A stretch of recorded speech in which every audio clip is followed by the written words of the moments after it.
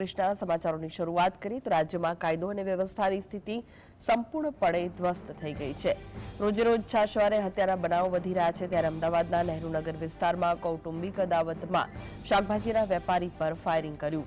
મહાલક્ષ્મી શાકભાજીના વેપારીને મોપેડ પર આવેલા શખ્સે ગ્રાઉન્ડ ફાયરિંગ કરીને ફરાર થઈ ગયો। બદાજી નામના વેપારીને કાનના ભાગે ગોળી વાગતા ગંભીર ઇજા થતા સારવાર અર્થે નજીકની હોસ્પિટલમાં ખસેડવામાં આવ્યા છે। હાલ તો પોલીસની તપાસમાં સામે બે કારણો આવ્યા છે। બદાજીના ભાઈ ખેતારામનું 1 વર્ષ પહેલા રાજસ્થાનમાં મર્ડર થયું હતું, જે મર્ડર બદાજીએ કરાવ્યું હોવાની શંકાના આધારે નજીકના સંબંધીએ ફાયરિંગ કરાવ્યું હોવાની પ્રાથમિક કારણ છે। તો બીજી તરફ આ પરિવારની રાજસ્થાનમાં આવેલી જમીનના કૌટુંબિક ઝઘડાના વિવાદને લઈને ફાયરિંગ કરાયું હોવાનું પોલીસ માની રહી છે। હાલ આ મામલે પોલીસ દ્વારા ફાયરિંગ કરનાર વ્યક્તિને પકડવા માટેના પ્રયાસ હાથ ધરવામાં આવ્યા છે।